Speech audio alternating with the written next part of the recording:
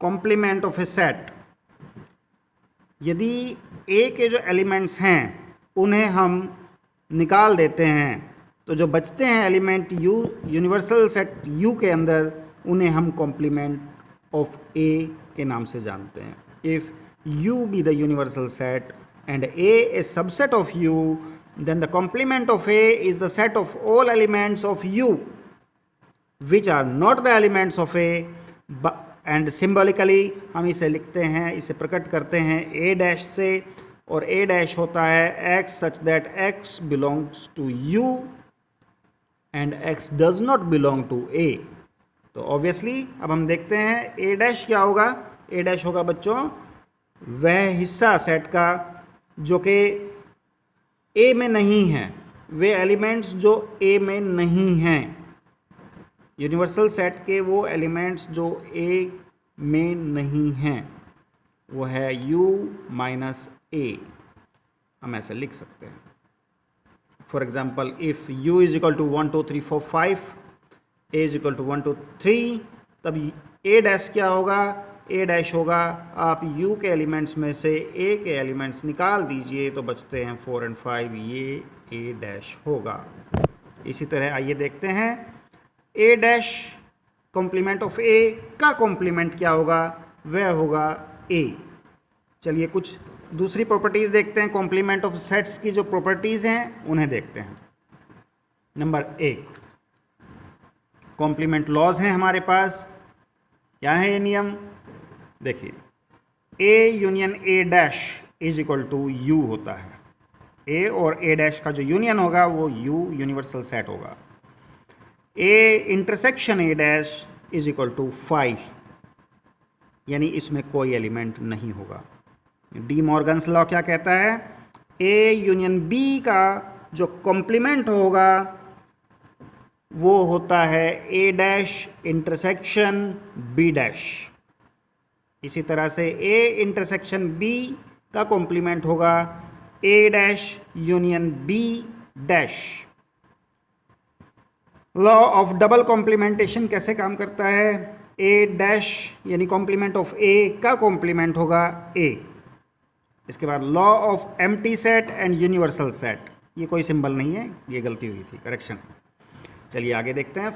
ये हमारा null set है. नल सेट का कॉम्प्लीमेंट क्या होगा? वो होगा हमारा यूनिवर्सल सेट, और यूनिवर्सल सेट का कॉम्प्लीमेंट होगा नल सेट. चलिए आगे देखते हैं. These laws can be verified by using Venn diagram. देखिए ये यूनिवर्सल सेट है हमारा, ये सेट A है, तब A डैश क्या होगा? A डैश को निकाल दीजिए, बाकी सारा जो बचा हुआ हिस्सा है वो A डैश यानी complement to the set A होगा.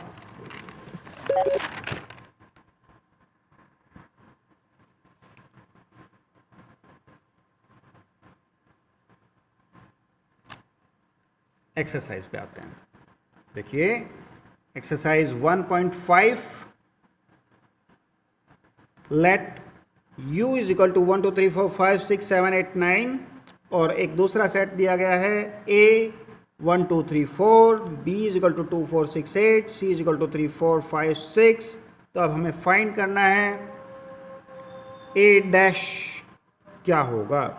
तब A डैश होगा 5 6 7 8 9. जो सारे एलिमेंट्स A से अलावा U में हैं वो A डैश का हिस्सा होंगे. इसी तरह बच्चों आप B डैश भी निकाल सकते हैं. अब चलिए नेक्स्ट क्वेश्चन देखते हैं. A यूनियन B का कॉम्प्लीमेंट क्या होगा? इसके लिए पहले हम A यूनियन B निकाल लेते हैं. A और B के सारे जो जितने भी एलिमेंट्स हैं उन्हें इकट्ठे रख लीजिए. 1 2 3 4 6 एंड 8. अच्छा, इसका कॉम्प्लीमेंट अब हमें निकालना है. इसका कॉम्प्लीमेंट होगा ये सारे जितने भी एलिमेंट्स आए हैं इन्हें आप यूनिवर्सल सेट के अंदर से हटा दीजिए, बाकी बचते हैं 7 और 9. ये हमारा A यूनियन B का डैश होगा, उसका कॉम्प्लीमेंट होगा. चलिए आगे देखते हैं. Question number 5. क्वेश्चन नंबर 5 में A का कॉम्प्लीमेंट का भी कॉम्प्लीमेंट हमें निकालना है. तो पहले A का कॉम्प्लीमेंट निकाल लीजिए. ये हमारा होता है कॉम्प्लीमेंट ऑफ ए इज, चूँकि ए हमारा जो था वो 1 2 3 4 एलिमेंट्स थे, उन्हें निकाल दीजिए आप यू के अंदर से, यू के एलिमेंट से, यूनिवर्सल सेट से। 5 6 7 8 9 बचते हैं और कॉम्प्लीमेंट ऑफ ए का कॉम्प्लीमेंट होगा। फिर आप ये जो ए डैश के एलिमेंट्स हैं ये निकाल दीजिए यूनिवर्सल सेट के अंदर से, तो बचता है 1 2 3 4। ये हमारा ए के कॉम्प्लीमेंट का कॉम्प्लीमेंट होगा, यानी गौर से देखने पर हमें मालूम चलता है ये तो सेट ए ही है। सो हम कह सकते हैं complement of A is A itself. इसके बाद next question, B minus C का कॉम्प्लीमेंट हमें बताना है। तब हमें बी के जो सेट के एलिमेंट्स हैं 2 4 6 8, उनमें से हम सी के एलिमेंट्स को निकाल लेते हैं। जो सी के कॉमन एलिमेंट्स यहाँ पर हैं 3 4 5 6 हमारा सी सेट है, तो बचते हैं बी के एलिमेंट्स 2 और 8 जो सी में नहीं हैं। अब बी माइनस सी का कॉम्प्लीमेंट करने पर 1 2 1 3 4 5 6 7 और 9 ये हमारे एलिमेंट्स बचते हैं। चलिए आगे चलते हैं। If you is equal to A, B, C, D, E, F, G, H. Find the complements of the following sets. A is equal to A, B, C. ठीक है, A dash complement of A क्या होगा? A, B, C को universal set के elements में से निकाल दीजिए, जो बाकी बचेंगे वो सारे कॉम्प्लीमेंट ऑफ A होंगे, D, E, F, G, H। ठीक है, इसी तरह से बाकी सारे क्वेश्चन आप कर सकते हैं यहाँ पे। Next, come to the question number 3. Taking the sets of natural numbers as the universal set, write the complements of the following sets.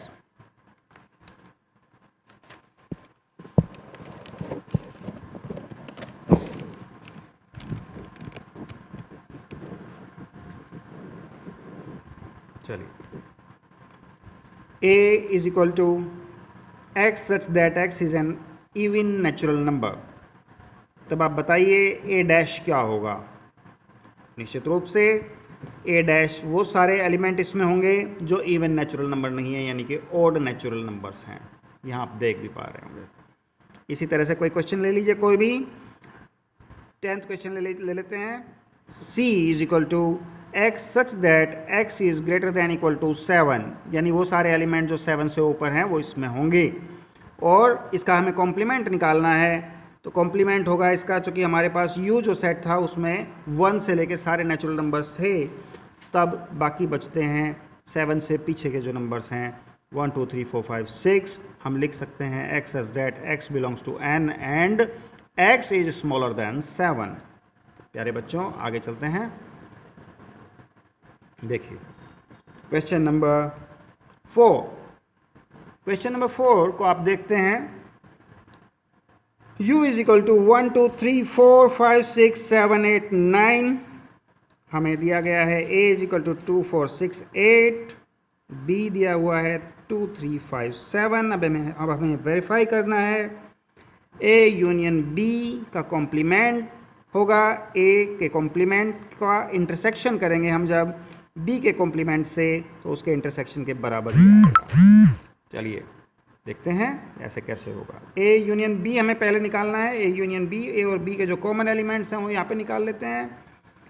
ये हमारे आगे a और b के कॉमन एलिमेंट्स हैं 2 3 4 5 6 7 8, और a यूनियन b का अब कॉम्प्लीमेंट जब निकालेंगे तो जो एलिमेंट्स इसमें हैं और इसमें कि इसके सारे एलिमेंट्स अब हम u वाले एलिमेंट्स में से निकाल देते हैं यूनिवर्सल सेट से, और यहाँ पर बचते हैं 2 ही एलिमेंट 1 और 9। ठीक है, अब इधर फिर इसके बाद में इसे पहला इक्वेशन नंबर 1 ले लेते हैं। ओके, और a डैश a का कॉम्प्लीमेंट निकालिए आप। 2 4 6 8 के एलिमेंट्स को u से निकाल दीजिए, बचते हैं 1 3 5 7 9। b डैश करेंगे इसी तरह से, b का कॉम्प्लीमेंट 1 4 6 8 9।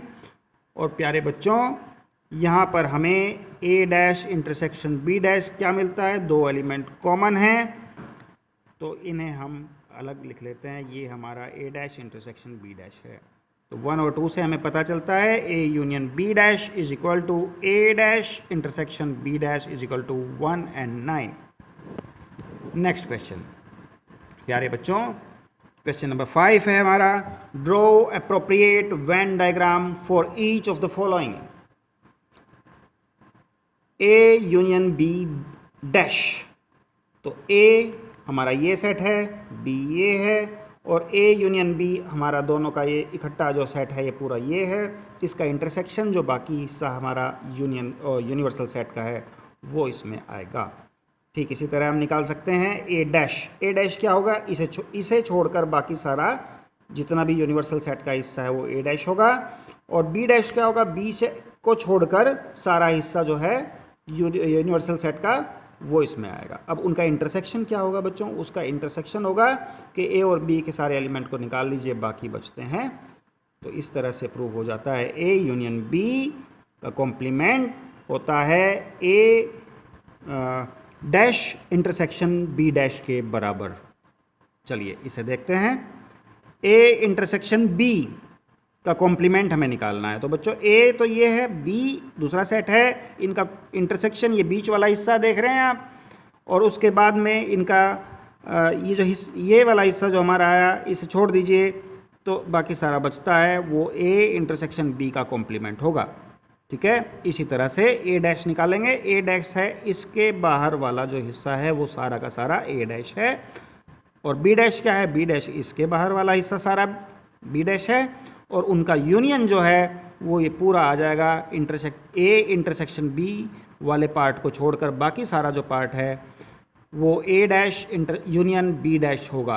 तो इसी तरह से हम समझते हैं कि आप ये सवाल कर सकते हैं। चलिए क्वेश्चन नंबर 6 देखिए बच्चों, क्वेश्चन नंबर 6 में हमसे पूछता है U is equal to set of all triangles in a plane. A is equal to set of all triangles with at least one angle different from 60 degree.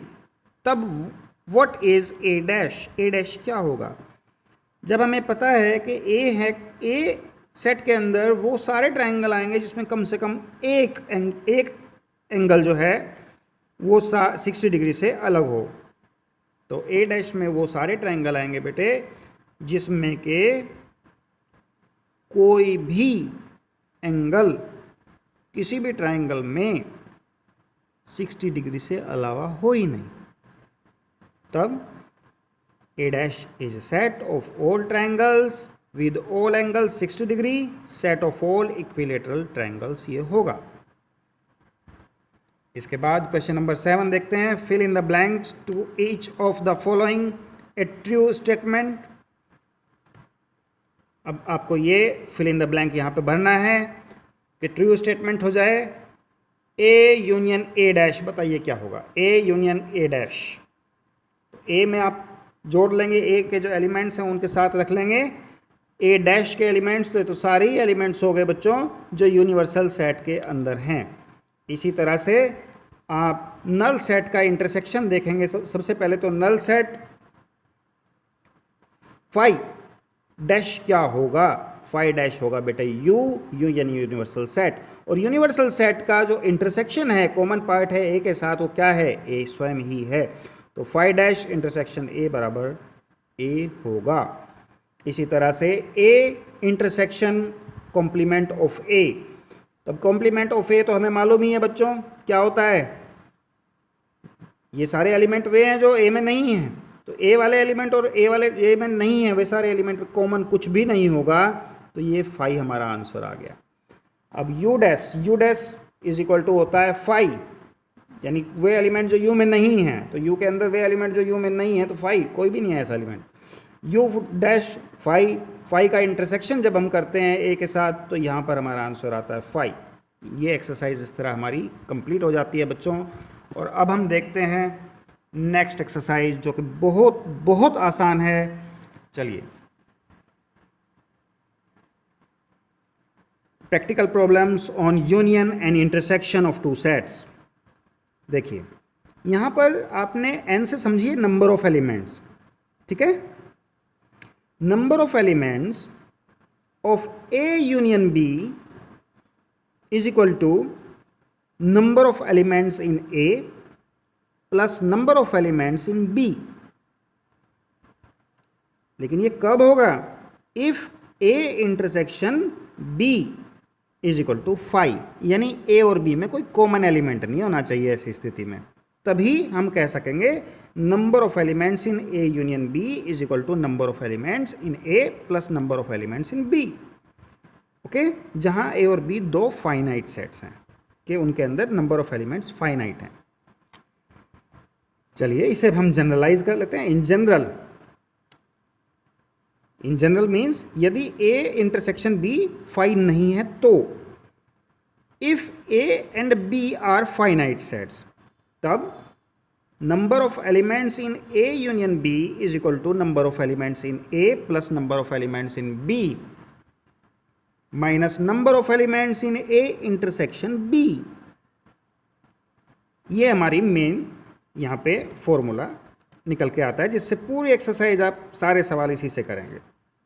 चलिए एक third formula भी यहाँ देख लेते हैं। If A B C are infinite sets then n A union B union C, number of elements in A union B union C is equal to होगा बच्चों number of elements in A plus number of elements in B plus number of elements in C minus number of elements in A intersection B minus number of elements in B intersection C minus number of elements in A intersection C. ये तीनों आप intersection वाले portion निकाल लीजिए जहां दो का intersection होता है, और प्लस कर दीजिए जहां तीनों का इंटरसेक्शन को प्लस कर दीजिए। इसमें number of elements of A intersection B intersection C.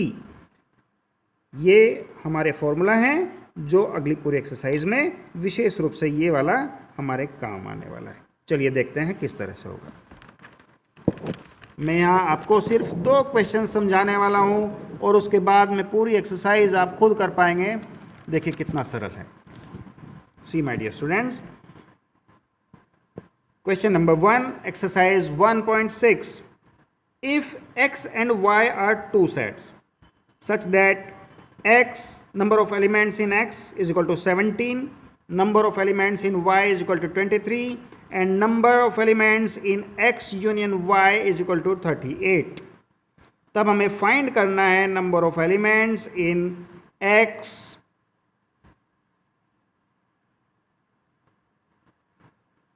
Intersection y। चलिए हम जानते हैं, फॉर्मूला हम रख लेते हैं।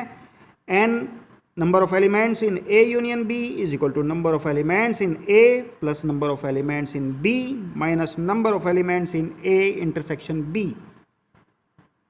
So, number of elements in X union Y is equal to 17, 23 minus number of elements in x union y। Value put करने के बाद कैलकुलेशन करते ही थोड़ा सा हम देखते हैं ये आंसर आ गया हमारा 2। That's the answer.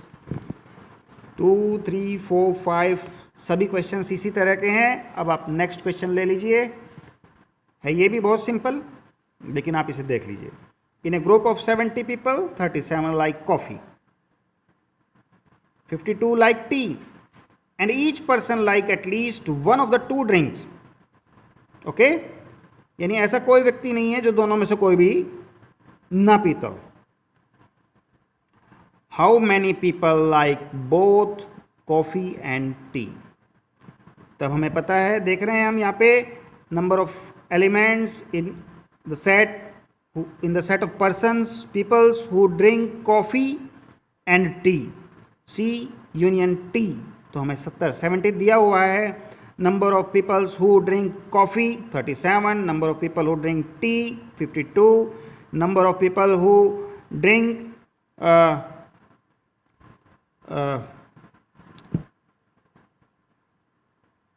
Both of coffee and tea, वो हमें निकालना है। वी नो, हमें पता है, फॉर्मूला हमने यहाँ रख लिया। And number of elements in C union T is equal to होगा number of element in C plus number of element in T minus number of elements in C intersection T. Value put करने के बाद यहाँ पर हम देखते हैं value हमारी आ गई x की 19। सिंपल कैलकुलेशन बेस्ड क्वेश्चंस हैं, बहुत ही सिंपल हैं। यदि आपको क्वेश्चंस का कंसेप्ट समझ में आ गया है तब आप बहुत आसानी से कर पाएंगे। Wish all the best, thank you.